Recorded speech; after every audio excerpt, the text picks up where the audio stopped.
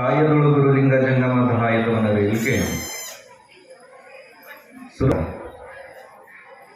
ರಾಯಪೂರ್ವಾಚಾರ್ಯ ಸಂಗನ ಬಸವಣ್ಣ ಶರಣು ಶರಣಾರ್ಥಿ. ಪ್ರಾತಸ್ಮರಣೀಯ ಬಸವಾದಿ ಅಲ್ಲಮ ಪ್ರಮುಖರನ್ನ ಸ್ಮರಣೆ ಮಾಡಿಕೊಂಡು ಕಲ್ಲು ಕಂಟೆ ದೇವರನ್ನು ಪೂಜಿಸುವಂತಹ ಜನಗಳಿಗೆ ಈ ಸಮಾಜಕ್ಕೆ ಮಾತನಾಡುವಂತಹ ದೇವರನ್ನ ನಿರ್ಮಿಸಿಕೊಟ್ಟು ಈ ನಾಡಿಗೆ ಸಂಗೀತ, ಸಂಸ್ಕಾರ, ಲಿಂಗು, ರುದ್ರಾಕ್ಷಿ ಇವನ್ನೆಲ್ಲವನ್ನು ಕೊಟ್ಟು ನಮ್ಮನ್ನು ಸಂಸ್ಕಾರಿಗಳನ್ನಾಗಿ ಮಾಡಿರುವಂತಹ ಮಹಾಗುರು ಹಾನಗಲ್ ಕುಮಾರ ಶಿವಯೋಗಿಯನ್ನು ಸ್ಮರಣೆ ಮಾಡಿಕೊಂಡು ಬಹಳ ಸುಂದರವಾಗಿರುವಂತಹ ಚನ್ನಬಸವೇಶ್ವರ ಜಾತ್ರಾ ಮಹೋತ್ಸವ. ನಾನು ಬಹಳ ಚಿಕ್ಕವನಿದ್ದಾಗಿದ್ದರೂ ಈ ಜಾತ್ರೆಗೆ ಬರ್ತಾ ಇದ್ದೆ. ಆದರೆ ಸ್ವಾಮಿಗಳಾಗಿ ಬಂದಿದ್ದು ಇದೇ ಸಲ ಅಂತ ನನಗೆ ಅನಿಸ್ತದೆ. ಯಾಕಂದರೆ ನಾನು ಮುಂಡರಗಿಯ ಸನ್ನಿಧಿಯವ್ರ ಕಡೆ ನಾನು ಅವರ ಸೇವಕರಾಗಿದ್ದಾಗ ನಾವು ಬಂದ್ವಿ. ಅದು ಮತ್ತು ಲಿಂಗನಾಯಕನಹಳ್ಳಿ ಪರಮ ಪೂಜ್ಯರು ನಮ್ಮ ಗುರುಗಳು, ಅವ್ರ ಜೊತೆ ಇದ್ದಾಗ ಕೂಡ ನಾನು ಜಾತ್ರೆಗೆ ಬರ್ತಿದ್ದೆ, ಹೋಗ್ತಿದ್ದೆ. ಆದರೆ ನಮ್ಮ ಗುರುಗಳು ಇವತ್ತು ಅನುಷ್ಠಾನ ಕೂತಿದ್ದಾರೆ. ಅದಕ್ಕೋಸ್ಕರ ನೋಡಪ್ಪ, ನಾನಂತರೂ ಹೋಗೋಕ್ಕಾಗಲ್ಲ, ನೀನಾದರೂ ಹೋಗಂತ ನನ್ನ ಕಳಿಸಿದ್ದಾರೆ. ಈ ಒಂದು ಭವ್ಯವಾಗಿರುವಂತಹ ಚನ್ನಬಸವೇಶ್ವರ ಜಾತ್ರಾ ಮಹೋತ್ಸವದ ದಿವ್ಯ ಸಾನ್ನಿಧ್ಯವನ್ನು ಕರುಣಿಸುತ್ತಿರುವಂತಹ ಲಿಂಗ ಪೂಜಾನಿಷ್ಠರು, ಸಹೃದಯ ಪರಮ ಪೂಜ್ಯರು, ಸರಳತೆಯನ್ನು ತಮ್ಮ ಜೀವನದಲ್ಲಿ ರೂಢಿಸಿಕೊಂಡು ನಮ್ಮ ಲಿಂಗನಾಯಕನಹಳ್ಳಿ ಮಠದ ಕ್ರಿಯಾಮೂರ್ತಿಗಳಾಗಿ ಎಲ್ಲ ಕಾರ್ಯ ಮನ್ನಿರಂಜನ ಪ್ರಣವ ಸ್ವರೂಪ ಚಿದಾನಂದ ಮಹಾಶಿವಗಳ ಹರಿದಾವರಗಳಲ್ಲಿ ಪಡಮಟ್ಟು ಬಹಳ ವಿಶೇಷವಾಗಿ ನಾ ಈ ಪತ್ರಿಕೆಯನ್ನು ನೋಡಿದ್ದಿಲ್ಲ. ನಾನು ಅದ್ದರ್ಗಂದೆ ಬುದ್ಧಿ ನಿಮ್ಮ ಮಠದ ಪತ್ರಿಕೆ ಅಂತ ನೋಡಿಲ್ಲ. ಹಂಗ ಇಲ್ಲಿ ಒಂದು ಏನಾಗ್ಯದಂದ್ರೆ ಈಗೆಲ್ಲ ಬಹಳ ಸುಂದರವಾಗಿ ಕೂಡ ಜ್ಞಾನದ ಬೋಧನೆಯನ್ನ ಉಪದೇಶವನ್ನು ಮಾಡುವಂಥ ಪೂಜ್ಯರು ವೇದಿಕೆ ಮೇಲೆ ಆಲ್ರೆಡಿ ಕೂತು ಬಿದ್ದಿದ್ದಾರೆ. ಈಗ ನಾವೇನಪ್ಪ ಅಂದ್ರೆ ಬಾಲ್ ಹಾಕಿದ್ದಂಗೆ ನಾವೆಲ್ಲ ಬೂಮ್ರಾ ಇದ್ದಂಗೆ ನೆನ್ಪಿಟ್ಕೊಂಡ್ಬಿಡ್ರಿ. ಏನ್ರಿ ನಾವು ಲಾಸ್ಟ್ ಆದರೆ ನೀವೆಲ್ಲ ವಿಶೇಷವಾಗಿ ನೆನ್ಪಿಟ್ಕೊಳ್ಬೇಕು. ಪರಮ ಪೂಜ್ಯರಾಗಿರುವಂತಹ ನಮ್ಮ ಅಭಿನವ ಸಿದ್ಧಾರೂಢರು ಕೂತಿದ್ದಾರೆ. ಅವರಿಂದ ಬೇರೆ ಒಂದು ರಾಜ್ಯದವರೆಲ್ಲ ನಮಗೆ ಬಹಳ ಖುಷಿ ಅನ್ನಿಸ್ತು. ಇಲ್ಲಿ ನಮ್ಮ ರಾಜೀವ್ರವರು, ನಮ್ಮ ಕುಮಾರಜ್ಜವರು ಅವರು ಇವತ್ತು ನಮ್ಮ ಸಿದ್ಧಾರೂಢ ಮಠಕ್ಕೆ ಪರಮ ಪೂಜ್ಯರಾಗಿ ಈ ನಾಡಿಗೆ ಮತ್ತು ನಿಮ್ಮ ಈ ನಾಡಿನ ಒಂದು ಬಸವಣ್ಣನವರು ಆ ಕಲ್ಯಾಣವನ್ನು ಕಟ್ಟಬೇಕಾದ್ರೆ ಎಲ್ಲ ಶರಣರೇನು ಅವರಲ್ಲಿ ಕಾರ್ ಇದ್ದಿಲ್ಲ, ಅವರೆಲ್ಲ ನಡ್ಕೊಂಡೆ ಪಾದಯಾತ್ರೆ ಮಾಡಿ ಅವರ ಕಲ್ಯಾಣವನ್ನು ಮುಟ್ಟಿರುವಂತಹದ್ದನ್ನು ನಾವು ಇತಿಹಾಸಗಳಲ್ಲಿ ನೋಡ್ತೀವಿ. ಹಂಗ ಅವಾಗಿನ ಕಾಲದಲ್ಲಿ ಒಬ್ಬ ಸನ್ಯಾಸಿ ಊರೂರು ಸಂಚಾರ ಮಾಡ್ಕೋತ ಹಳ್ಳಿಗೆ ಏಕರಾತ್ರಿ, ಪಟ್ಟಣಕ್ಕೆ ಪಂಚರಾತ್ರಿ ಅಂತ ತಿಳ್ಕೊಂಡು ಸಂಚಾರ ಮಾಡ್ತಾ ಒಂದು ಊರಿಗೆ ಬರ್ತಾನೆ.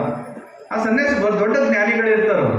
ಬಂದು ಒಂದು ಊರಲ್ಲಿ ಅವ್ರ ಕೆಲಸ ಏನಾಗಿತ್ತಪ್ಪ ಅಂತಂದ್ರೆ 4 ಜನ ಮನೆಗೆ ಹೋಗೋದು, ಏನ್ರಿ ಅವರು ತಮಗೆ ಬೇಕಾಗಿರುವಂತಹ ಪ್ರಸಾದವನ್ನು ಎತ್ಕೊಳ್ಳೋದು, ಭಿಕ್ಷೆ ಎತ್ತಿಕೊಳ್ಳೋದು, ಅದನ್ನ ಬಂದವರು ಲಿಂಗ ಪೂಜೆ ಅರ್ಚನೆಗಳನ್ನು ಮಾಡಿಕೊಂಡು ನದಿ ಪಕ್ಕದಲ್ಲಿ ಸ್ನಾನ ಅರ್ಚನೆ ಮಾಡಿಕೊಂಡು ಪ್ರಸಾದ ಮಾಡೋದು ಮತ್ತು ಅವ್ರ ಸಂಚಾರ ಬೆಳೆಸೋದು.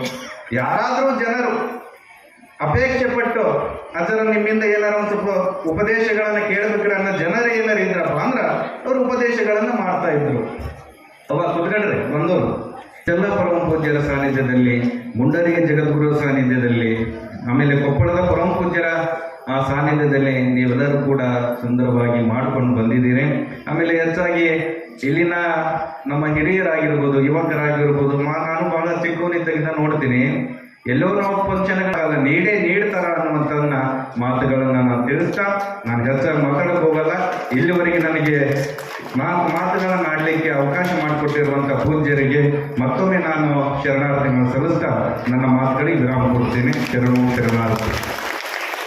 ಇಲ್ಲ ಎಂಬುದು ತಾನಿಲ್ಲ, ಗುಹೇಶ್ವರನೆಂಬುದು ತಾಪೆಯಲು.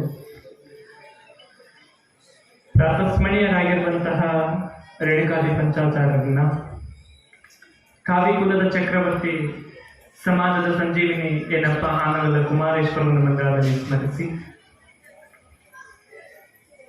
ಈ ಊರಿನ ಆರಾಧ್ಯ ದೈವನಾಗಿರ್ತಕ್ಕಂತಹ ಚನ್ನಬಸವೇಶ್ವರ ಮಂದಿರದಲ್ಲಿ ಸ್ಮರಿಸಿ,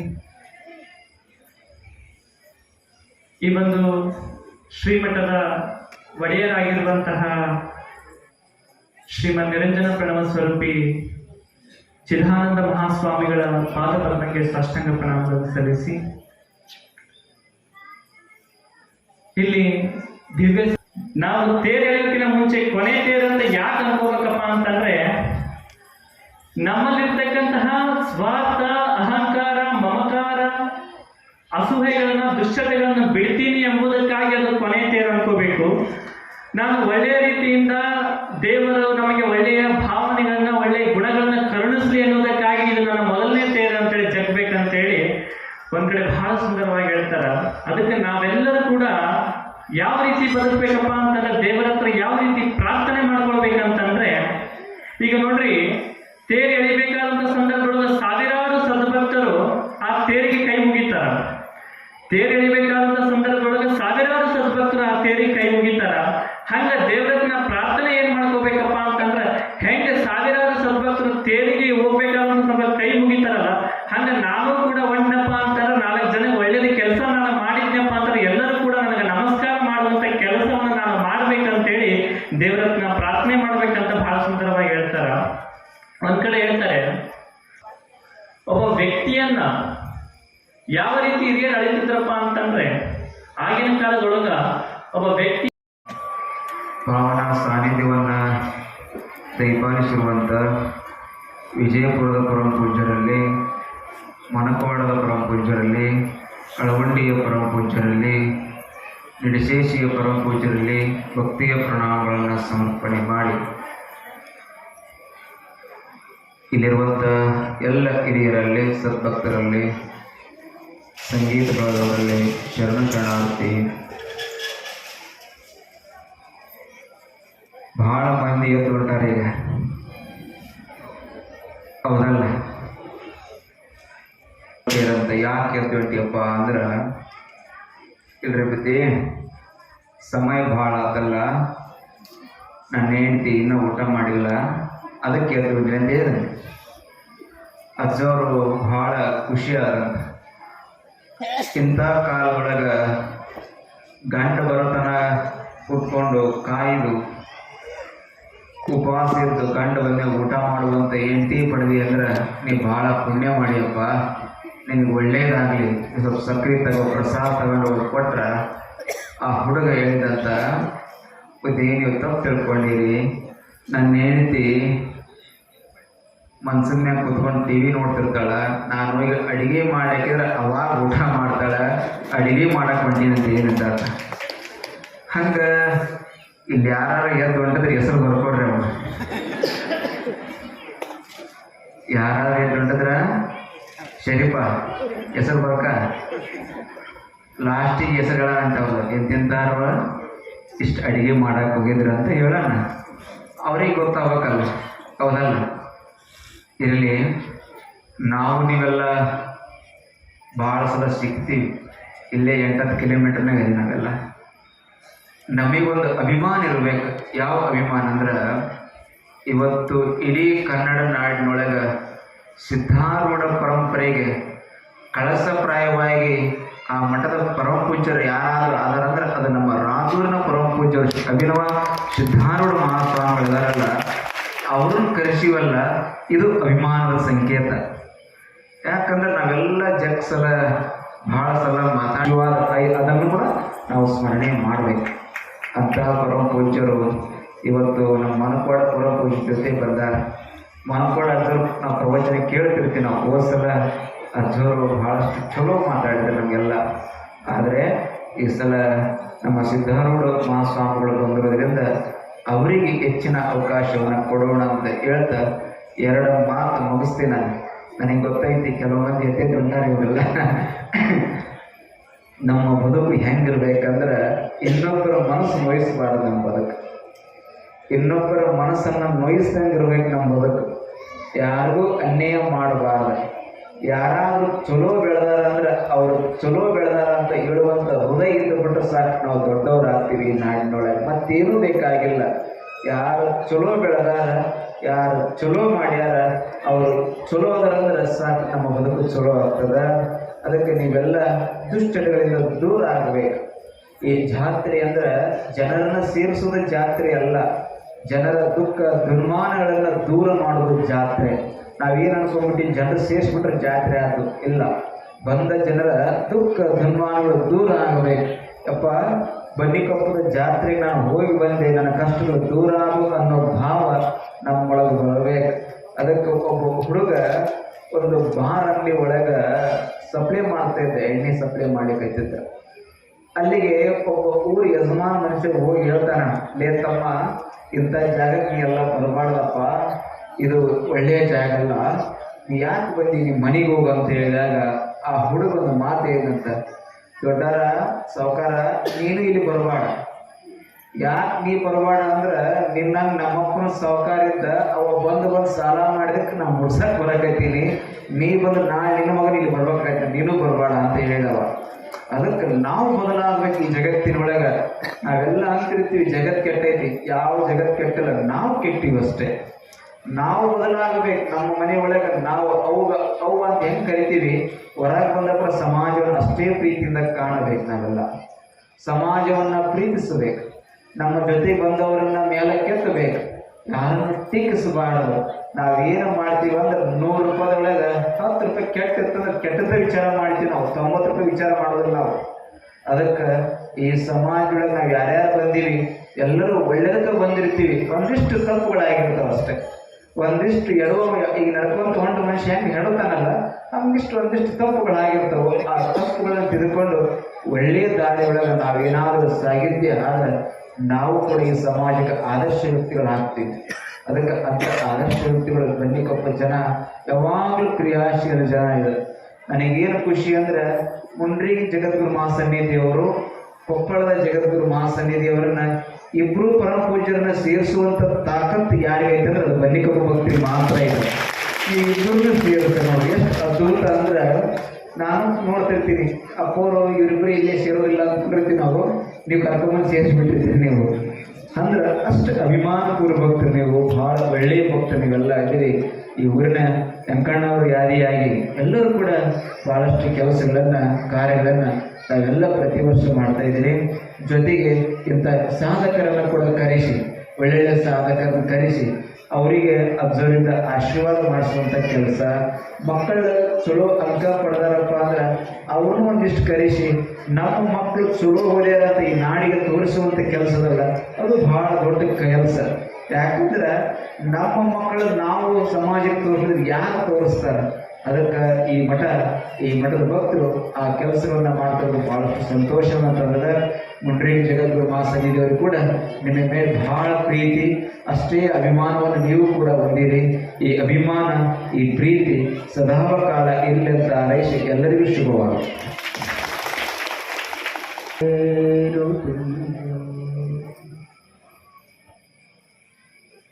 मनश्चेन लग्नं गुरोरङ्गे ततः किं ततः किं ततः किं ततः किं षडङ्गादिवेदो मुखे शास्त्रविद्या ಕವಿತ್ವಾದಿಗದ್ಯಂ ಸುಪದ್ಯಂ. ಸದ್ಗುರು ಸಿದ್ಧಾರೂಢ ಶಿವಪುತ್ರ ಅಜ್ಜನವರನ್ನ ಆತ್ಮಕಲ್ಯಾಣ ಕರ್ತೃ ಪೂಜ್ಯ ಗುರುಗಳವರ ಪಾವನ ಚರಣ ಕಮಲಗಳನ್ನು ಪ್ರಾರ್ಥಿಸಿ, ಕಲ್ಯಾಣದ ಬಸವಾದಿ ಶಿವಶರಣರ ಕೊಪ್ಪಳ ಜಿಲ್ಲೆಯ ಬನ್ನಿಕೊಪ್ಪ ಗ್ರಾಮದಲ್ಲಿ ನಡೆದಿರುವಂತಹ ಚನ್ನಬಸವೇಶ್ವರ ಜಾತ್ರಾ ಮಹೋತ್ಸವ ಸಾಂಸ್ಕೃತಿಕ ಕಾರ್ಯಕ್ರಮಗಳ ಪಾವನ ಸನ್ನಿಧಾನವನ್ನು ದಯಪಾಲಿಸಿ ತಮ್ಮೆಲ್ಲರಿಗೆ ದರ್ಶನಾಶೀರ್ವಾದವನ್ನು ದಯಪಾಲಿಸುತ್ತಿರುವಂತಹ ಹಿರಿಯ ಸಿಂಧೋಗಿ ಹಾಗೂ ಬನ್ನಿಕೊಪ್ಪ ಸುಕ್ಷೇತ್ರದ ಶ್ರೀಮಠದ ಪೀಠಾಧಿಪತಿಗಳಾಗಿರುವಂತಹ ಪೂಜ್ಯಪಾದರಾದ ಚಿದಾನಂದ ಮಹಾಸ್ವಾಮಿಗಳವರ ಪವಿತ್ರ ಚರಣಗಳಲ್ಲಿ ಪರಿಣಾಮಗಳನ್ನು ಆಚರಿಸಿ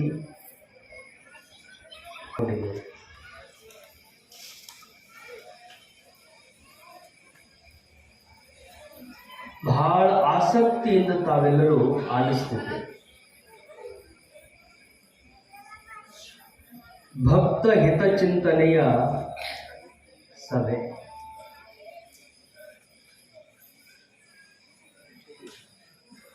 ಭಕ್ತನಾಗಬೇಕಾಗಿತ್ತು ಅಂದ್ರೆ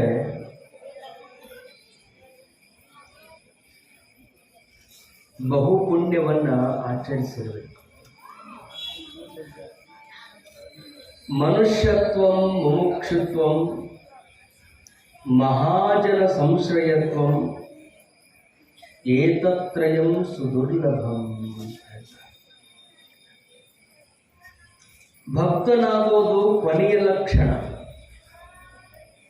ಅಂತ ಭಕ್ತರ ಹಿತವನ್ನ ಕಾಯುವಂತ ಒಂದು ಸಭೆಯನ್ನ ಪೂಜ್ಯರು ಆಯೋಜನೆ ಮಾಡಿದ್ದಾರೆ. ಭಕ್ತರಾಗುವುದಕ್ಕಿಂತ ಪೂರ್ವದಲ್ಲಿ ನಾವೆಲ್ಲರೂ ಮೊದಲು ಆಗಬೇಕಾಗಿದ್ದು ಏನು ಅಂದ್ರೆ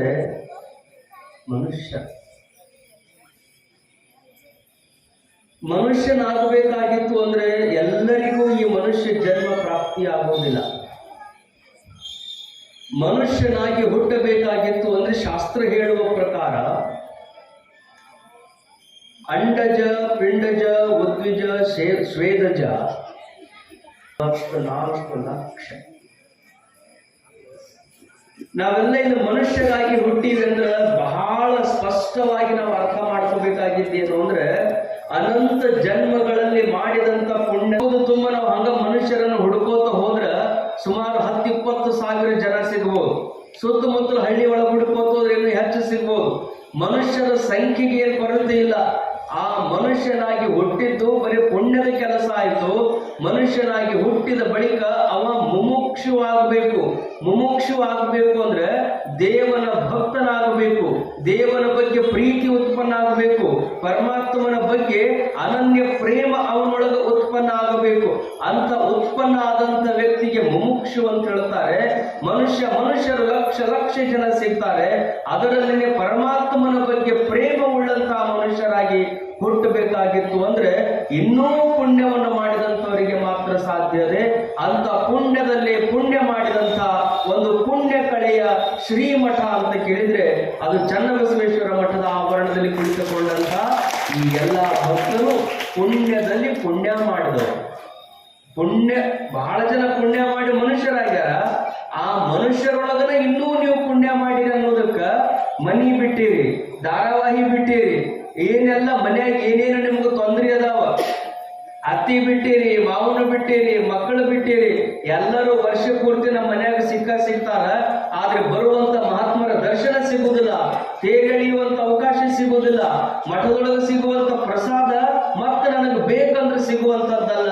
1000 ಕೆಲಸವನ್ನ ಬಿಟ್ಟು ಮಠಕ್ಕೆ ಹೋಗಿ ಗುರು ದರ್ಶನ ಮಾಡಿ, ಚನ್ನಬಸವನ ದರ್ಶನ ಮಾಡಿ ನಾನು ಮುಕ್ತಳಾಗಬೇಕು ಅನ್ನುವಂತ ಅಪೇಕ್ಷೆಯಿಂದ ಯಾರು ಇಲ್ಲಿಗೆ ಬಂದಾರಲ್ಲ ಅವರು ಮನುಷ್ಯರಲ್ಲಿನೇ ಶ್ರೇಷ್ಠವಾಗಿರುವಂತಹ ಮನುಷ್ಯರು. ಅವರಿಗೆ ಮುಮುಕ್ಷುಗಳು ಅಂತ ಹೇಳ್ತಾರೆ. ಮುಮುಕ್ಷುಗಳು ಅಂತ ತತ್ರ ತಿಷ್ಠಾಮಿ ಪಾರ್ವತಿ ನಾನು ಎಲ್ಲಿ ಇರ್ತೀನಿ ಅಂತ ನೀ ಕೇಳ್ತೀಯಲ್ಲ. ಬಹಳ ಜನ ತಿಳ್ಕೊಂಡಾರ ನಾನು ಕೈಲಾಸ ಪರ್ವತದೊಳಗದೀನಿ ಅಂತ, ಹಿಮಾಲಯದೊಳಗದೀನಿ ಅಂತ. ಎಲ್ಲರೂ ನನ್ನನ್ನು ಹುಡುಕೊಂತ ಉತ್ತರ ಭಾರತಕ್ಕೆ ಬರ್ತಾರ, ಹಿಮಾಲಯ ಪರ್ವತಗಳನ್ನು ಹತ್ತಾರ. ಅನೇಕ ಋಷಿಕೇಶಕ್ಕೆ ಹೋಗ್ತಾರ, ಬದ್ರಿನಾಥಕ್ಕೆ ಹೋಗ್ತಾರ, ಕೇದಾರನಾಥಕ್ಕೆ ಹೋಗ್ತಾರ, ಪಶುಪತಿನಾಥಕ್ಕೆ ಹೋಗ್ತಾರ, ನೇಪಾಳ ತನ ಹೋಗಿ ಪರಮಾತ್ಮನನ್ನ ಹುಡುಕ್ತಾರ. ಇಂಥ ಶುಭ್ರವಾಗಿರುವಂತ ಕೈಲಾಸ ಪರ್ವತದೊಳಗೆ ನಾನು ಅದೀನಿ ಅಂತ ತಿಳ್ಕೊಂಡಾರ. ಆದ್ರೆ ನಾನು ಈ ಕೈಲಾಸದಲ್ಲಿ ಇಲ್ಲ. ನಮೇರೋ ನಚ ಮಂದಿರೇ. ನನ್ನ ಸಲುವಾಗಿ ಎಷ್ಟೆಷ್ಟು ಕೋಟಿ ರೊಕ್ಕಗಳನ್ನು ಖರ್ಚು ಮಾಡಿ ಮಂದಿರಗಳನ್ನು ಕಟ್ತಾರ. ಆ ಮಂದಿರಗಳಲ್ಲೂ ನಾನು ಇಲ್ಲ. ಮಂದಿರಗಳಲ್ಲಿಲ್ಲ, ಮಸೀದಿಗಳಲ್ಲಿಲ್ಲ, ಕೈಲಾಸ ಪರ್ವತಗಳಲ್ಲಿಲ್ಲ. ಮತ್ತೆ ನಾವೆಲ್ಲ ಹುಡುಕಾಡೋದು ಅದ ಜಾಗದಾಗ ನೀನು ಅಲ್ಲಿ ಇಲ್ಲ ಅಂತೀಯಲ್ಲ, ಮತ್ತೆ ಎಲ್ಲೆಲ್ಲದೀವಿ ಅಂತ ಕೇಳಿದಾಗ ಅವ ಅಂತಾನ ಮದ್ಭಕ್ತ ಯತ್ರ ತಿಷ್ಠಂತಿ. ಯಾವ ಭಕ್ತ ಅವ ಎಲ್ಲೇ ಕೂತ್ಕೊಂಡಿರ್ಲಿ, ಹೆಂಗ ಕೂತ್ಕೊಂಡಿರ್ಲಿ, ಅತ್ಯಂತ ಪರಿಶುದ್ಧವಾದ ಮನಸ್ಸಿನಿಂದ ಭಕ್ತಿ ಭಾವದಿಂದ ಕೈ ಮುಗಿದು ಯಾವಾಗ ನನ್ನನ್ನ ಎಲ್ಲಿ ಕೂತ್ಕೊಂಡವ ನೆನೆಸ್ತಾನಲ್ಲ ಆ ಭಕ್ತನ ಹೃದಯದೊಳಗನ ನಾನು ಅದೇ ಹೊರತು ಇನ್ನೆಲ್ಲೂ ನಾನು ಅದು ಉಪನಿಷತ್ತು. ತದಂತರಸ್ಯ ವಿಶ್ವಸ್ಯ. ಪರಮಾತ್ಮ ಎಷ್ಟು ದೂರದಾನಂದ್ರ, ಎಷ್ಟು ದೂರದಾನ ಪರಮಾತ್ಮ ಅಂದ್ರೆ ನೀವು ಬೇಕಾದಷ್ಟು ದೂರ ಹುಡುಕೊಂತ ಹೋಗಿ. ಅತ್ಯತಿಷ್ಠ ದಶಾಂಗುಲಂ ಬಿಡೆ ನಿತ್ಯ ಜಂಗಮ ದಾಸೋಹವ ಬಿಡೆ. ಅಷ್ಟು ಒಮ್ಮೆ ವ್ರತ ಪರಮಾತ್ಮನಿಗೆ ನಮ್ಮನ್ನು ನಾವು ಸಮರ್ಪಣೆ ಮಾಡಿಕೊಂಡಿವಿ ಅಂದ್ರೆ ಅಷ್ಟು ಅಚಲವಾದಂತ ಭಕ್ತಿ ನಮ್ಮೊಳಗೆ ತುಂಬಿತ್ತು ಅಂದ್ರೆ ಪರಮಾತ್ಮ ನಮ್ಮನ್ನ ರಕ್ಷಣೆ ಮಾಡ್ತಾನೆ. ನಮ್ಮ ಭಕ್ತಿ ಒಳಗ ವ್ಯತ್ಯಾಸ ಇತ್ತು ಅಂದ್ರೆ ಒಮ್ಮೆ ಇದ್ದಾಗ ನಂಬುವುದು, ಇಲ್ಲದಾಗ ಬಿಡುವುದು. ನಮ್ಗೆ ಏನಾರ ಬಹಳ ರೊಕ್ಕ ಬಂತು ಅಂದ್ರೆ ಯಾವ ದೇವರು ಯಾವ ಪರಮಾತ್ಮ ಅಂತ ಅನ್ನೋದು, ಮನ್ಯಾಗ ಕಷ್ಟ ಬಂತು ಅಂದ್ರೆ ಶಿವನ ನೀನ ಕಾಪಾಡಪ್ಪ ಅಂತ ಹೇಳೋದು, ಕಷ್ಟ ಬಂದಾಗ ಕಾಲು ಹಿಡಿಯುವುದು, ಬಹಳ ಶ್ರೀಮಂತಿಕೆ ಬಂದಾಗ ತೆಗೊಳ್ಳೋದು. ಹಿಂಗ ಮಾಡ್ಲಾರ್ದನ ಕಷ್ಟ ಕೊಡೋನು ನೀನ, ಶ್ರೀಮಂತಿಕೆ ಕೊಡೋನು ನೀನ. ನಾ ಕಷ್ಟ ಕೊಟ್ರು ಹಿಂಗ ಇರ್ತೀನಿ, ಶ್ರೀಮಂತಿಕೆ ಕೊಟ್ರು ಹಿಂಗ ಇರ್ತೀನಿ. ನಿನ್ನ ಭಕ್ತಿ ಒಳಗ ಎಂದೂ ಕೊರತೆ ಮಾಡ್ಲಾರ್ದಂಗ ನನ್ನ ಬದುಕನ್ನು ನಾನು ಸಾಗಿಸ್ತೀನಿ ಅಂತ ಯಾವ ಭಕ್ತ ಅಚಲವಾಗಿರ್ತಾನಲ್ಲ ಅವನಿಗೆ ಏನು ಕಷ್ಟಗಳು ಬಾರ್ದನೆ ಪರಮಾತ್ಮ ಆತನ ಯೋಗಕ್ಷೇಮವನ್ನು ನೋಡಿಕೊಳ್ತಾನೆ. ಅಂತ ಪರಮಾತ್ಮನನ್ನ ನಾವು ಧ್ಯಾನ ಮಾಡಿದ್ರೆ ನಿಜವಾಗಿ ನಮಗೆ ಭಕ್ತರು ಅಂತ ಹೇಳ್ತಾರೆ. ಅಂತ ಭಕ್ತರ ಹಿತವನ್ನ ಕಾಯುವಂತಹದ್ದು ಈ ಸಭೆ ಯಾವುದು ಅಂದ್ರೆ ನಿಮ್ಮೆಲ್ಲರ ಹಿತ. ನಿಮ್ಮೆಲ್ಲರ ಹಿತ ಅಂದ್ರೆ ಏನು? ನೀವು ಸದಾ ಭಸ್ಮಧಾರಿಗಳಾಗಬೇಕು, ಲಿಂಗಧಾರಿಗಳಾಗಬೇಕು, ಪಾದೋದಕ ಪ್ರಸಾದವನ್ನು ಸ್ವೀಕಾರ ಮಾಡಬೇಕು, ಭಕ್ತರಾಗಬೇಕು, ಮಹೇಶ್ವರರಾಗಬೇಕು, ಪ್ರಸಾದಿಗಳಾಗಬೇಕು, ಪ್ರಾಣಲಿಂಗಿಗಳಾಗಬೇಕು, ಶರಣರಾಗಬೇಕು. ಆತ್ಯಂತಿಕ ದುಃಖ ನಿವೃತ್ತಿ ಪೂರ್ವಕವಾದ ಪರಮಾನಂದ ಪ್ರಾಪ್ತಿ ರೂಪ ಐಕ್ಯದ ಸಮರಸದ ಆನಂದವನ್ನು ಅನುಭವಿಸುವಂತ ನಿಜವಾದ ಶ್ರೇಷ್ಠತೆ ನಿಮ್ಮೊಳಗ ಪ್ರಾಪ್ತವಾಗಿ ಎಲ್ಲರೂ ಶರಣರಾಗಬೇಕು ಅನ್ನುವಂಥ ಮಹಾ ಸನ್ನಿವೇಶವನ್ನ ಪೂಜ್ಯರು ಆದಿಯಾಗಿ ಎಲ್ಲ ಭಕ್ತರು ಅಂತ ಭಕ್ತ ಹಿತಚಿಂತನೆಯನ್ನ ಇಲ್ಲಿ ಆಯೋಜನೆ ಮಾಡಿದ್ದೀರಿ. ನಿಜಕ್ಕೂ ಬಹಳ ಸಂತೋಷ. ನಮಗನಿಸ್ತದೆ ಅಧ್ಯಾತ್ಮ ಕೇಳಿ ಕೇಳಿ ಆನಂದ. ನೀವು ಮನುಷ್ಯರಾಗಿದ್ದೀರಿ, ಮುಮುಕ್ಷುಗಳಾಗಿದ್ದೀರಿ, ಅದರಲ್ಲಿನೇ ಶ್ರೇಷ್ಠವಾದ ಭಕ್ತರಾಗಿದ್ದೀರಿ. ನಿಮ್ಮ ಕಾಯುವ ಜವಾಬ್ದಾರಿ ಅದು ಚನ್ನಬಸವ ಯೋಗಿಯಲ್ಲಿದೆ. ಆತನ ನಿರಂತರವಾದ ಧ್ಯಾನ. ನೀವು ನಾಳೆಯಿಂದ ಬೆಳಿಗ್ಗೆ ಮನೆಯಾಗಿ ಎದ್ದು ಮಾಡಬೇಕಾಗಿದ್ದ ಒಂದು ಆದ್ಯ ಕರ್ತವ್ಯ ಏನು ಅಂದ್ರೆ ಎದ್ದ ತಕ್ಷಣನೇ ಸ್ನಾನ ಮುಗಿದ ತಕ್ಷಣನೇ ದೇವರ ಕೋಲಿಗೆ ಹೋಗು. ಜಳಕ ಮುಗಿದ ತಕ್ಷಣ ಕನ್ನಡಿ ಮುಂದೆ ಹೋಗಬಾರ್ದು. ದೇವರ ಕೋಲಿಗೆ ಹೋಗಿ 5 ನಿಮಿಷ ನೀವು ಕೂತರು ಚಿಂತಿಲ್ಲ. 5 ನಿಮಿಷ ದೇವರ ಮುಂದೆ ಕೂತ್ಕೊಂಡು ಒಂದು 11 ಸರಿ ನಿಮ್ಮ ಗುರುಗಳು ಕೊಟ್ಟಂತಹ ಮಂತ್ರವನ್ನ ನಮಃ ಶಿವಾಯ, ಚನ್ನಬಸವಾಯ, ನಿಮಗೇನು ಪ್ರೀತಿ ಅದ, ಯಾವ ದೇವರ ಬಗ್ಗೆ ನಿಮಗೆ ಭಕ್ತಿ ಅದ, ಆ ದೇವನ ಒಂದು 11 ಸಾರಿ ನೀವು ಆತನ ನಾಮಸ್ಮರಣೆಯನ್ನ ದಿನ 11 ಸಾರಿ ಮಾಡಿದ್ರಿ ಅಂದ್ರೆ 100 ವರ್ಷ ನಿಮ್ಮ ಆಯುಷ್ಯದೊಳಗ ಕೋಟಿಗಟ್ಟಲೆ ಜಪ ಮಾಡಿದ ಪುಣ್ಯ ನಿಮಗೆ ಪ್ರಾಪ್ತಿ ಆಗ್ತದ. ಇಲ್ರಿ ನಾವು ಸಾಯುವ ಮುಂದೆ ಒಮ್ಮೆ ಮಾಡ್ತೀವಿ ಅಂದ್ರೆ ಸಾಯುವ ಮುಂದೆ ಯಾವಾಗ ಮಾಡಕ್ಕಾಕೈತಿ? ನಿಮಗೆ ಸಾಯುವ ಮುಂದೆ ದೇವ್ರ ಧ್ಯಾನ ಮಾಡ್ತೀನಿ ಅಂದ್ರೆ ಆಗುದಿಲ್ಲ. ಯಾಕೆ ಆಗಲ್ಲ ಅಂದ್ರ ದಿವಸ ಮಾಡ್ಕೋತ ಹೋದ್ರೆ ಸಾಯುವ ಮುಂದೆ ಪರಮಾತ್ಮ ನೆನಪು ಬರ್ತಿರ್ತ. ಹಳ್ಳಿಯಾಗಿ ಹೇಳ್ತಾರ ನೋಡ್ರಿ, ಕೊನೆಗೆ ಏನ್ ಹೇಳ್ತಾರ? ಬಾಯಾಗ ನೀರ್ ಹಾಕೋ ಮುಂದ ಕೊನೆಗೆ ಕಿವಿಯಾಗ ಅವ್ರಿಗೆ ಹೇಳ್ತಿರ್ತಾರೆ. ಏನ್ ಹೇಳ್ತಿರ್ತಾರೆ? ಇನ್ನೇನು ಪ್ರಾಣ ಹೋಗ್ತಿರ್ತೀರಿ, ಅವ್ನ ಕಿವಿಯಾಗ ಏನಾರ ಹೇಳೋದಿದ್ರೆ ಹೇಳ್ರಿ ಅಂದಾಗ ಯಪ್ಪ ರೊಕ್ಕ ಏನಿಟ್ಟಿ ಅಂತ ಕೇಳ್ತಾರ ನೋಡ್ರು. ಕಿವಿಯಾಗ ಏನ್ ಹೇಳ್ತಾರೆ? ಓಂ ನಮಃ ಶಿವಾಯ. ಕಿವಿಯಾಗ ಬಂದು ಹೇಳು ಮಂತ್ರ ಯಾವುದಂದ್ರ ಕೊನೆಗೆ ನೀ ಗಳಿಸಿದ ಮನಿ ಬರುವುದಿಲ್ಲ, ನೀನು ಹಣದ ಮಕ್ಕಳು ನೀನು ಬೆನ್ನ ಹತ್ತಿ ಬರುವುದಿಲ್ಲ, ನೀ ಬ್ಯಾಂಕಿನಾಗ ಇಟ್ಟ ಬ್ಯಾಲೆನ್ಸ್ ನೀನು ಬೆನ್ನ ಹತ್ತಿ ಬರುವುದಿಲ್ಲ.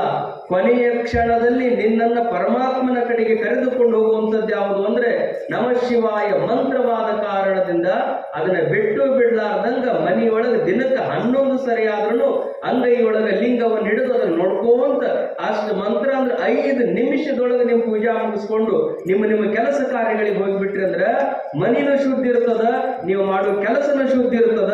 ಇವ ನನ್ನ ಭಕ್ತದ ನಂತ ಪರಮಾತ್ಮ ನಿಮ್ಮ ಯೋಗಕ್ಷೇಮವನ್ನು ನೋಡಿಕೊಂಡು ನಿಮಗೆ ಬೇಕಾಗಿರುವಂತ ಸಕಲ ಪಡಿ ಪದಾರ್ಥಗಳನ್ನ ಆಶೀರ್ವದಿಸುವ ಕಾರಣದಿಂದಾಗಿ ಪ್ರತಿ ಭಕ್ತನು ಮನೆಯಲ್ಲಿ ಮಠಕ್ಕೆ ಬಂದಾಗ ಮಾತ್ರ ದೇವರ ಧ್ಯಾನ ಅಲ್ಲ, ಮನೆಯಾಗ 5 ನಿಮಿಷ ಆದ್ರೂ ಪರಮಾತ್ಮನ ಧ್ಯಾನವನ್ನು ನೀವು ಮಾಡ್ಕೋತ ಹೋದ್ರೆ ನಿಮ್ಮ ಆಯುಷ್ಯದಲ್ಲಿ ದೊಡ್ಡ ಧ್ಯಾನ ಆಗಿ ಅದರಿಂದ ನಿಮಗೆ ಮೋಕ್ಷ ಆಗ್ತದೆ ಹೊರತು ಇನ್ನು ಉಳಿದ ಯಾವುದರಿಂದಲೂ ಮೋಕ್ಷ ಆಗುವುದಿಲ್ಲ. ಅದಕ್ಕೆ ಅಪವರು ಬಹಳ ಚಿಂತನೆ ಮಾಡಿ ಗ್ರಹಿಸ್ತಾನೆ ಅನ್ನುವಂಥ ಮಾತುಗಳನ್ನು ಪ್ರಸಂಗದಲ್ಲಿ ಹೇಳಿ ತಮ್ಮೆಲ್ಲರಿಗೂ ಗೊತ್ತದೆ.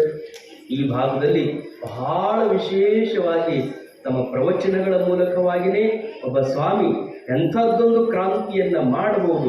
ಸಣ್ಣ ಹಳ್ಳಿಯೊಳಗಿದ್ದುಕೊಂಡು ದೊಡ್ಡ ಕ್ರಾಂತಿ ಅಂತಾರಲ್ಲ, ಹಾಗೆ ಸಣ್ಣ ಹಳ್ಳಿಯಲ್ಲಿ ಅದ್ಭುತವಾದ ಶಿಕ್ಷಣ ಕ್ರಾಂತಿಯನ್ನು ಮಾಡಿದಂಥ ಒಬ್ಬ ಮಣಕವಾಡದ ಪೂಜ್ಯ ಮಹಾಸ್ವಾಮಿಗಳವರು ಬಂದ್ದಾರೆ. ಅವರದ್ದು ತಾವೆಲ್ಲರ ಪ್ರವಚನವನ್ನ ಅತ್ಯಂತ ಶಾಂತ ಚಿತ್ತದಿಂದ ಆಲಿಸಿ ಪೂಜ್ಯರ ಅನುಗ್ರಹಕ್ಕೂ ಪಾತ್ರರಾಗ್ರಿ. ಹೊಸದಾಗಿ ಪೂಜ್ಯ ಸಿಂಧೋದಿಯ ಪೂಜ್ಯರ ದರ್ಶನ ಆಗಿದ್ದು ವಿಶೇಷವಾಗಿ ಆನಂದವನ್ನು ತಂದಿದೆ ಅಂತ ಈ ಪ್ರಸಂಗದಲ್ಲಿ ಹೇಳಿ ಆಗಮಿಸಿದಂಥ ತಮ್ಮೆಲ್ಲರಿಗೂ ಭಗವತ್ ಕೃಪೆ ಇರಲಿ ಅಂತ ಹಾರೈಸಿದ ಮಾತುಗಳಿಗೆ ಪ್ರಾತಸ್ಮರಣೀಯ ಬಸವಾದಿ ಶಿವಶರಣರನ್ನ ಸ್ಮರಣೆಯನ್ನು ಮಾಡಿ, ಹಾನಗಲ್ಲ ಗುರುಕುಮಾರ ಮಹಾಶಿವಯೋಗಿಯನ್ನ ಸ್ಮರಣೆಯನ್ನು ಮಾಡ್ತಾ, ಮನಪಾಡದ ಮಹಾತಪಸ್ವಿ ಲಿಂಗೈಕ್ಯ ಪರಮಾರಾಧ್ಯ ಗುರುವರರಾದ ಪೂಜ್ಯ ಶ್ರೀ ಮೃತ್ಯುಂಜಯಾಪಗಳ ಹೃದಯ ಮಂದಿರದಲ್ಲಿ ಸ್ಮರಣೆಯನ್ನು ಮಾಡಿ, ಬನ್ನಿಕೊಪ್ಪ ಗ್ರಾಮದ ಆರಾಧ್ಯ ಗುರುವರರಾಗಿರ್ತಕ್ಕಂಥ ಚನ್ನಬಸವ ಶಿವಯೋಗಿಗಳನ್ನು ಸ್ಮರಣೆಯನ್ನು ಮಾಡ್ತಾ, ಈ ಒಂದು ಈ ಸಮಾರಂಭದ ದಿವ್ಯ ಸನ್ನಿಧಾನವನ್ನು ದಯಪಾಲಿಸಿರುವಂಥವರು ವಯೋವೃದ್ಧರು, ಜ್ಞಾನವೃದ್ಧರು, ಲಿಂಗ ಪೂಜಾನಿಷ್ಠರಾಗಿರುವಂಥ ಪರಮ ಪೂಜ್ಯರು. ನಿಮಗೆಲ್ಲ ಬಹಳ ಮಂದಿ ಗೊತ್ತಿರಲಿ, ಇವತ್ತಿನ ದಿನಮಾನದಲ್ಲಿ ಅನೇಕ ಪರಮ ಪೂಜ್ಯರು ನಮ್ಮ ಕಣ್ಣಿಗೆ ಕಾಣ್ತಾರೆ. ಮಾತನಾಡುವಂಥ ವಿಶೇಷವಾಗಿರುವಂಥ ಮಾತನಾಡುವಂಥ ಪರಮ ಪೂಜ್ಯರು ನಮ್ಮ ನಾಡಿನೊಳಗದಾರ. ಬರವಣಿಗೆ ಮುಖಾಂತರವಾಗಿ ಕೆಲಸವನ್ನು ಮಾಡಿರ್ತಕ್ಕಂಥ ಪರಮ ಪೂಜ್ಯರು ನಮ್ಮ ನಾಡಿನೊಳಗದಾರ. ಶಾಲಾ ಕಟ್ಟಡಗಳನ್ನು ಕಟ್ಟಿ ಸಾಧನೆ ಮಾಡಿರ್ತಕ್ಕಂಥ ಅಂತಂದ್ರೆ ಸದಾ ಕಾಲ ಪೂಜೆಯನ್ನು ಮಾಡುತ್ತಾ ಭಕ್ತರ ಹಿತಚಿಂತನವನ್ನೇ ಕಾಯುವಂಥ ಒಬ್ಬ ಅಪರೂಪದ ಪರಮ ಪೂಜ್ಯರು ನಮ್ಮ ಹಿರೇಸಂದೋಗಿಯ ಪರಮ ಪೂಜ್ಯರು ಅನ್ನುವಂಥ ಮಾತುಗಳನ್ನು ಈ ಸಂದರ್ಭದಲ್ಲಿ ಹೇಳಿ ಸನ್ನಿಧಾನವನ್ನು ದಯಪಾಲಿಸಿರುವಂಥ ಪೂಜ್ಯ ಗುರುಗಳಲ್ಲಿ ಭಕ್ತಿಯ ಶರಣುಗಳನ್ನು ಸಮರ್ಪಣೆಯನ್ನು ಮಾಡಿ, ಬಹಳ ದೂರದಿಂದ ವಿಜಯಪುರದಿಂದ ಆಗಮಿಸಿ ನೋಡ್ರಿ ಅವ್ರನ್ನ ಹೆಂಗೆ ನೀವು ಪತ್ತೆ ಹಚ್ಚಿ ನನಗಂದ್ರೆ ಗೊತ್ತಾಗೋದು. ನೀವು ಬನ್ನಿಕೊಪ್ಪದವ್ರು ಹೆಂಗಂದ್ರೆ ಒಂಥರ ದೂರದ ಬೆಟ್ಟ ದುರ್ಬಿನ್ ಹಾಕೊಂಡು ಹುಡುಕಿದ್ರೆ ಎಲ್ಲಿ ಚಲೋ ಕಾಣ್ತೈತೆ ಅನ್ನೋದು ಒಂದು ದುರ್ಬಿನ್ ಚಲೋ ಐತಿ. ನಿಮಗೆ ಭಕ್ತಿ ದುರ್ಬಿನ್ ಹಾಕಿ ಹುಡುಕಿದ್ರೆ ಅಂದ್ರೆ ಅದರೊಳಗೆ ಎಷ್ಟು ದೂರ ಇದ್ದಿದ್ದನ್ನು ಸಹಿತ ಹತ್ರ ಮಾಡ್ಕೊಳ್ಳುವಂಥ ತಾಕತ್ತ ಬನ್ನಿಕೊಪ್ಪದವ್ರಿಗೆ ಐತೆ ಅನ್ನೋ ಕಾರಣಕ್ಕೆ ನಮ್ಮ ಸಿದ್ದಾವರ ಅಪ್ಪವ್ರು ಬಂದಾರೆ. ವಿಜಯಪುರದಿಂದ ಅವ್ರ ಕಾರ್ಯಕ್ರಮ ಸಿಕ್ಕಾಪಟ್ಟಿರ್ತಾವೆ, ನನಗೆ ಗೊತ್ತಿಲ್ಲ ಅವ್ರು ಬರಾಕತ್ತಾರ ಅನ್ನೋದು. ನಾವು ಭಾಳಷ್ಟು ಖುಷಿ ಅನ್ನಿಸ್ತು. ಅಂದ್ರೆ ಅಲ್ಲಿಂದ ಹಾಕಬೇಕಾಗಿ ಗೋಳಗುಮಟ ನೋಡಿರನೇ ಇಲ್ಲ ಇಲ್ಲ ಹೌದಲ್ಲ, ಬಸ್ ಫ್ರೀ ಅದಾವ, ಹೋಗಿ ಬರ್ರಿ. ಮತ್ತು ಆಮೇಲೆ ಬಂದ್ ಆಗಿದಾವು. ಮತ್ತು ಹೌದ್ರಿ, ಅಲ್ಲಿ ನಮ್ಮ ಮಠಕ್ಕೆ ಮಾಡಿ ಅಜ್ಜವ್ರ ಮಠದಾಗ ಅಜ್ಜವ್ರ 12 ಜ್ಯೋತಿರ್ಲಿಂಗ ಒಂದೇ ಜಾಗದಾಗ ಕುಡಿಸ್ಯಾರ. ನಿಮ್ಗೆ ಗೊತ್ತಿರಲಿ, ಹುಬ್ಬಳ್ಳಿ ಸಿದ್ದಾರೂಢ ಮಠಕ್ಕೆ ನೀವು ಹೋದ್ರಿ ಅಂದ್ರೆ ಅದ್ರ ಪಕ್ಕದೊಳಗಿರುವಂಥ ಆನಂದ ನಗರ ರೋಡ್ನೊಳಗೆ ಶಾಂತಾಶ್ರಮ ಅಂತ ಮಾಡ್ಯಾರ. ಇವತ್ತು ನಾವೆಲ್ಲ ಭಾಳಷ್ಟು ಮಂದಿ 12 ಜ್ಯೋತಿರ್ಲಿಂಗಗಳನ್ನು ಹುಡ್ಕೊಂತ ಹೋಗಿವಲ್ಲ, 12 ಜ್ಯೋತಿರ್ಲಿಂಗಗಳನ್ನು ಕರ್ನಾಟಕದಾಗ, ಅದು ನಮ್ಮ ಉತ್ತರ ಕರ್ನಾಟಕದಾಗ ಒಂದೇ ಜಾಗದಾಗ ಎಲ್ಲಿ ಅದು ಸಿಗ್ತಾವ ಅಂದ್ರೆ ಹುಬ್ಬಳ್ಳಿ ಶಾಂತಾಶ್ರಮದಾಗ ಸಿಗ್ತಾವ ಅನ್ನುವಂಥದ್ದನ್ನು ತಿಳ್ಕೊಬೇಕು. ನೀವು ಚಪ್ಪಾಳಿ ಹೊಡೆದು ಖುಷಿ ಆಗಂಗಿಲ್ಲ, ಅಲ್ಲಿ ಹೋಗಿ ದರ್ಶನ ತೊಗೊಂಡ್ಬಿಡ್ಬೇಕು. ಇಲ್ಲೇ ಹೊಡೆದು ಅರ್ಧ ಹೇಳ್ಯಾರಂತೆ ಚಪ್ಪಾಳಿ ಹೊಡೆದು ಹಾಕ್ತಾರೆ ಅಂತ ಇಲ್ಲೇ ದರ್ಶನ ಮಾಡ್ಕೊಂಡು ಬಂದ್ರೆ ಹಿಂಗೆ ಅದಕ್ಕೆ ಬಸ್ ಫ್ರೀ ಅದಾವು, ಅವು ಯಾವಾಗ ಬಂದು ಹಾಕಿ ಹೇಳಕ್ಕೆ ಆಗೋದಿಲ್ಲ. ಇರೋದ್ರಾಗೆಲ್ಲ ಹೋಗೋ ನೋಡ್ಕೊಂಬರಿ, ಸಣ್ಣ ಹುಡುಗರನ್ನೆಲ್ಲ ಕರ್ಕೊಂಡು ಹೋಗಿ ಏನು ಹೇಳಕತ್ತಿದ್ಯಾನ. ಆದ್ರೆ ಅರ್ಥವ್ರು ಎಷ್ಟು ದೊಡ್ಡ ಸಾಹಿತ್ಯ ಅಂತಂದ್ರೆ ಬಹುತೇಕ ಇತ್ತೀಚಿನ ದಿನಮಾನದಲ್ಲಿ ಅನೇಕ ಪುಸ್ತಕಗಳು ಬಂದಾವ. ಅದರೊಳಗೆ ಬಹಳಷ್ಟು ಮಹತ್ವದ ಗ್ರಂಥಗಳನ್ನು ತರ್ಜುಮೆ ಮಾಡುವಂಥದ್ದು, ವಿಮರ್ಶೆ ಮಾಡುವಂಥದ್ದು ಅಲ್ಲ, ನಿಜಗುಣದ ಶಾಸ್ತ್ರವನ್ನ ಅವರು ಪರಮ ಪೂಜ್ಯರಾಗಿರ್ತಕ್ಕಂಥ ಹಿಂದಿನ ಗುರುಗಳು ಅದಕ್ಕೆ ಟೀಕಾವನ್ನು ಬರೆದ್ರೆ ಆ ಟೀಕಾವನ್ನ ಇವತ್ತು ಇಂಗ್ಲಿಷ್ನೊಳಗೆ ಬರೆಯುವಷ್ಟರ ಮಟ್ಟಿಗೆ ಪರಮ ಪೂಜ್ಯರು ಸಮರ್ಥರು ಅದನ್ನ ಈ ಕೆಲಸ ಪ್ರಾರಂಭ ಮಾಡ್ಯಾರ ಅನ್ನುವಂಥದ್ದನ್ನು ಅಭಿಮಾನದಿಂದ ನಾವು ಒಪ್ಕೋಬೇಕಾಗ್ತದೆ. ಅಷ್ಟು ದೊಡ್ಡ ಪರಮ ಪೂಜ್ಯರು ಇವತ್ತಿನ ದಿವಸ ಬಂದು ತಮಗೆಲ್ಲ ಆಶೀರ್ವಚನವನ್ನು ಮಾಡಿದ್ದಾರೆ. ಅಂತ ಪರಮ ಪೂಜ್ಯರ ಶ್ರೀಪಾದಕ್ಕೆ ಭಕ್ತಿಯ ಶರಣುಗಳನ್ನ ಸಮರ್ಪಣೆ ಮಾಡಿ ಈ ಕಡೆ ನೋಡ್ರಿ, ಅವ್ರನ್ನ ಈ ಕಡೆ ಇದ್ದರೆ ಬಳಸ್ರಿ, ಈ ಕಡೆ ಅವ್ರಿ ಅಂತ ಅಂದ್ಕೊಂಡೇನ ಇಲ್ಲೆಲ್ಲ ಬಂದು ಮತ್ತೆ ಇನ್ನೇನ್ ಮಾಡೋದು, ಅಲ್ಲೆಲ್ಲ ಏನ್ ಮಾಡೋದೈತಿ, ಮನ್ಯಾಗ ಸಾಯಿಲ್ ನಮ್ಮ ಅಪ್ಪ ಅಂತ ತಿಳ್ಕೊಂಡು ತಗೊಂಡ್ ಬಂದು ಮನ್ಯಾಗ ಹಾಕಾರ ಊರ ಮಂದಿ ಸುದ್ದಿ ಗೊತ್ತಾಕ ಹಿಂಗಂತ್ರಿ ಹೊಂಟ್ರ ಮನೆಗೆ ಪಾಳೆ ಹಿಡ್ಕೊಂಡು ಹಂಗ ಒಂದು ಬಿಸಿಟಿನ ಪುಡ್ಕ ಹಿಡ್ಕೊಂಡು ಹೋಗಿದ್ದು 5 ರೂಪಾಯಿ ಬಿಸಿಟಿನ ಪುಡ್ಕ ತೊಗೊಂಡು ಹೋಗ್ತಾರ. ಅಲ್ಲೇ ಯಾವ ರೀತಿ ಅಂದ್ರೆ ಮತ್ತೆ ಊರಾಗ ಪಟ್ಟ ಸಿಗಿಲ್ಲ ಬತ್ತಿದ ದಾಳಂಬ್ರ ಹಿಡಿದು ತಗೊಂಡು ಹೋಗಿ ಅವ್ನು ಕೊಟ್ಟು ಮಾತಾಡಿಸ್ಕೊಂಡು ಬಂದು ಮತ್ತೆ ಎಲ್ಲಾರ ಮಂದಿ ಮುಂದೆ ಕೇಳ್ತಾರೆ ಏನಾಗಿತ್ತು, ಏನ್ ಬಿಡ್ರಿ ಡಾಕ್ಟರ್ ಹೇಳಂತ ಬಾಯ ಹೋಗೈತಿ, ಮತ್ತೆ ಇವತ್ತು ಯಾಕೆ ಹೋಗಿದ್ವಿ ಮಾತಾಡ್ಸಕ, ಬಾಯಿ ಹೋಗೈತಿ ಅವಾಗ ಮಾತಾಡ್ಸಕ್ ನೀವು ಬಾಯಿ ಇದ್ದ ಜಗಳ ಮಾಡ್ಕೊಂಡ್ರೆ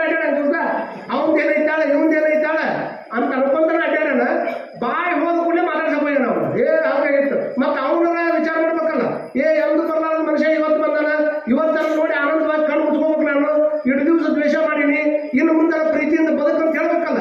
ಎಂದು ಬರಲಾರದ ಮಗ ಇವತ್ತು ನಾನು ಈ ಟೈಮ್ ನೋಡಕ್ ಬಂದಾನ ಅಂತ ಅವ ಹಾರ್ಟ್ ಬೀಟ್ ಜಾಸ್ತಿ ಮಾಡ್ಕೊಂಡು ಹಾರ್ಟ್ ಅಟ್ಯಾಕ್ ಆಗಿ ಅವ ಸಾಯ್ತಾನ ಅಲ್ಲಿ. ಇಷ್ಟಕ್ಕೆ ನಿಂತೀವಿ ಅಂತ ನಾವೆಲ್ಲ ಹೇಳೋದು. ಕಾರಣ ನಾ ಹೇಳಬೇಕಾಗಿರುವಂತ ಏನು ಅಂತಂದ್ರೆ, ಇಂತಹ ಅನೇಕ ಜಾತ್ರೆಗಳು ಬಹಳಷ್ಟು ಮಂದಿಗೆ ಇದು ಎಲ್ಲರಿಗೂ ಸಿದ್ಧಿಸೋದಿಲ್ಲ. ಅದರ ಹೇಳಲ್ಲ, ಮನುಷ್ಯ ಹುಟ್ಟದ ಪುಣ್ಯ ಐತಿ, ಪುಣ್ಯ ಆದ್ಮೇಲೆ ಮೋಕ್ಷ ಪಡ್ಕೊಳ್ಳೋದು, ಮೋಕ್ಷ ಆದ್ಮೇಲೆ ಏನೇನು ಮಾಡ್ಕೋಬೇಕು ಅನ್ನೋದನ್ನ ಅದನ್ನು ತಿಳಿಸೇ ಇರೋದು. ಎಲ್ಲರಿಗೂ ಬಂದು ಕೇಳಕ್ಕಾಗತ್ತೆ ಇಲ್ಲಿ, ಎಲ್ಲರಿಗೂ ಬಂದು ಕೇಳಕ್ ಆಗೋದಿಲ್ಲ.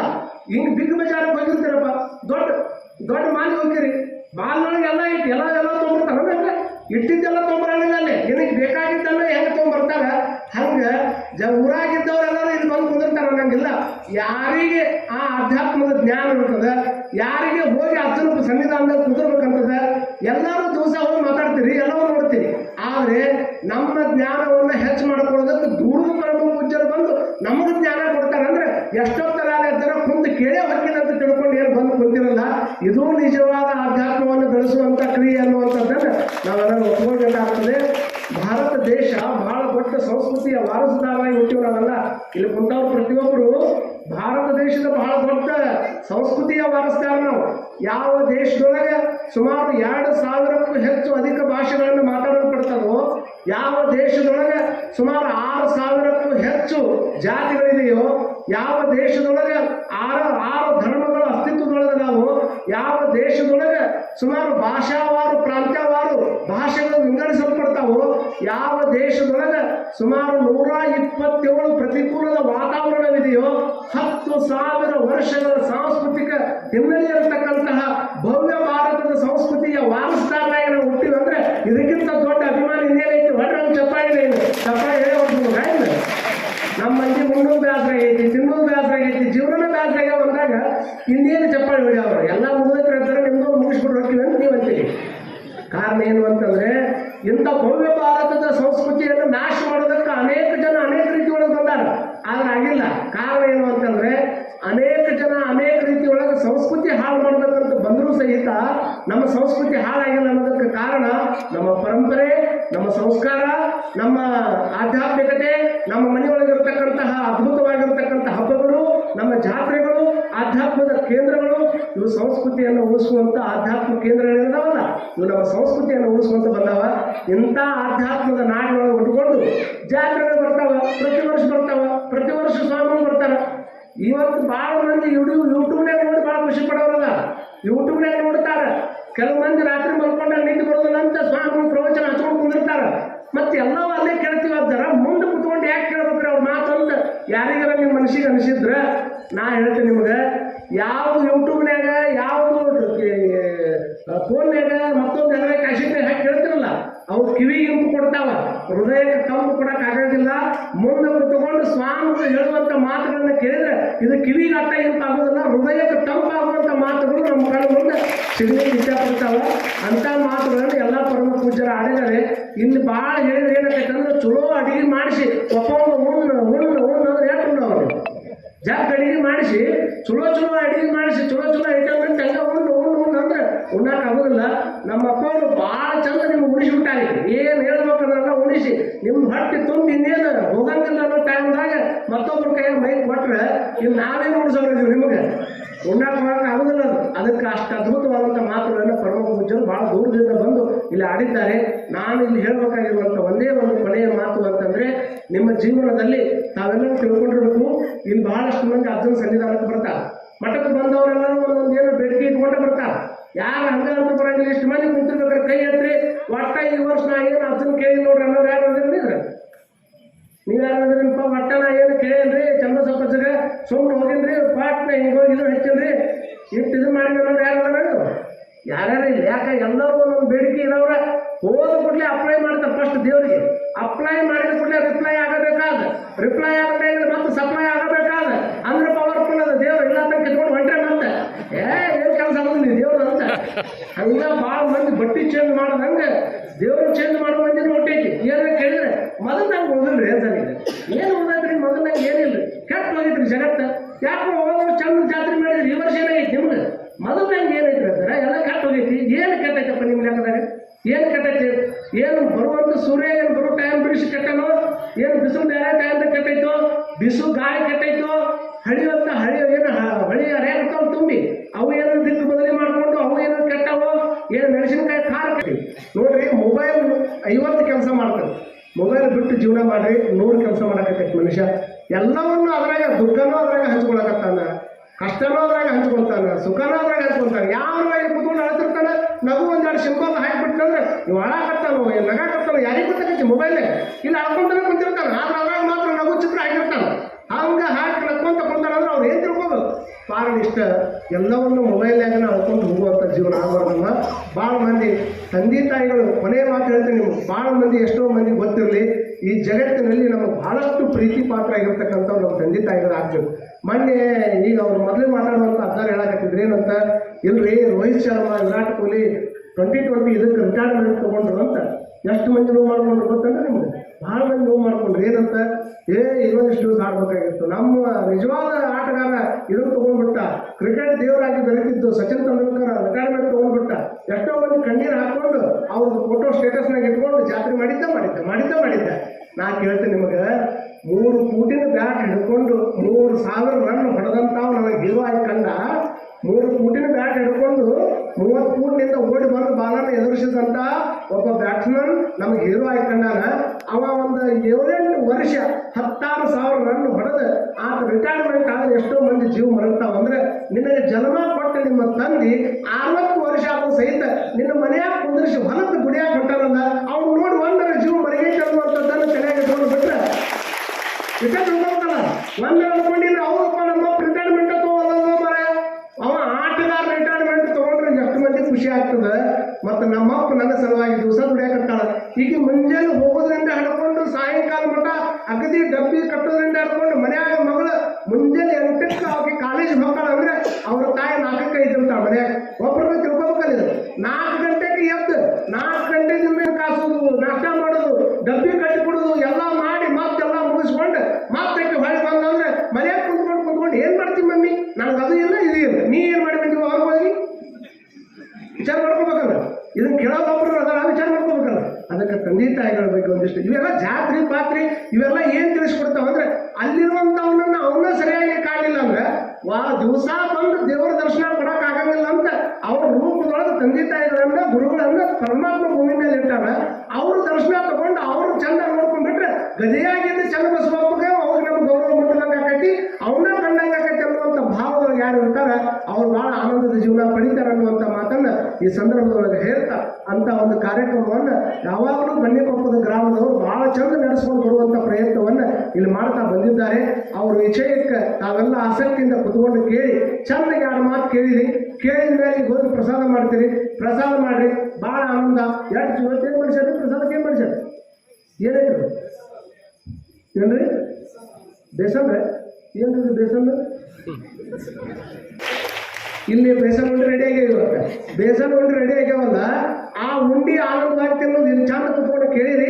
ಕೇಳಿದ ಕೂಡಲೇ ಅಲ್ಲಿ ಹೋಗಿ ಆನಂದವಾಗಿ ಅಲ್ಲೇನು ಮಾಡೋದು, ಭಾಳ ಚಂದಾಗಿ ಊಟ ಮಾಡೋದು, ಊಟ ಮಾಡಿ ಮನೆಗೆ ಹೋಗೋದು. ಮತ್ತೆ ನಾಳೆ ಯಥಾ ಪ್ರಕಾರ ಕಾಯಕಕ್ಕೆ ರೆಡಿನ ಮತ್ತೆ ಮುಂಜಾನೆ ಏನೈತೆ ಅದು ಮುಗಿಸ್ಕೊಂಡು ಮತ್ತೆ ನಮ್ಮ ನಿತ್ಯ ಕರ್ಮ ಮುಗಿಸ್ಕೊಂಡು ಮತ್ತೆ ಯಥಾ ಪ್ರಕಾರ ಡ್ಯೂಟಿಗೆ ಹೋಗ್ಬೇಕು, ಹೊರಗೆ ಹೋಗ್ಬೇಕು, ಗೋಡೆ ಜಲ್ಕೊಂಡು ಹೋಗ್ಬೇಕು, ಮತ್ತೆ ಮಧ್ಯಾಹ್ನ ಬರ್ಬೇಕು, ಮತ್ತೆ ಚಂದ ಊಟ ಮಾಡಬೇಕು, ಮಧ್ಯಾಹ್ನ ಹೋಗ್ಬೇಕು ಅನ್ಸಿದ್ರೆ ಹೋಗ್ಬೇಕು, ಇಲ್ಲಾಂದ್ರೆ 2 ತಾಸು ನಿದ್ದೆ ಮಾಡ್ಬೇಕು, ಮತ್ತೆ ಆರಾಮ್ ಚಂದ ಮಂದಿ ಕುಟ್ಕೊಂಡು ಅದ ಟಿವಿ ಒಳಗಡೆ ಒಂದು ಚಂದ ಪಿಕ್ಚರ್ ನೋಡ್ಕೊಂತ ಕುತ್ಕೊಂಡು ಕಾಲ ಕಳಿಬೇಕು.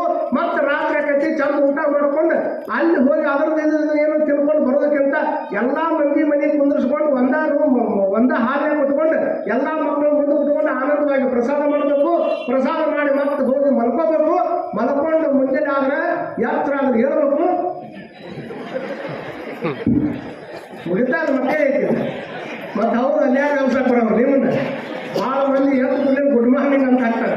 ಯಾರಿಗೆ ಹಾಕೋರು ಗುಡ್ ಮಾರ್ನಿಂಗ್ ಅಂತೇಳಿ, ಗುಡ್ ಮಾರ್ನಿಂಗ್ ಅಂತ ಹೇಳ್ಕೊಂಡು ಯಾವ್ದಾರ ಅಥವಾ ಯಾವ ಸತ್ ನಾನು ಆರೈತು ರೀಪ್ ಅಂತ ಹಾಕೋದು ಮಾತ್ರ ಬಿಡಂಗಿಲ್ಲ. ಅದನ್ನೆಲ್ಲ ಮಾಡೇ ಮಾಡ್ತಾರೆ.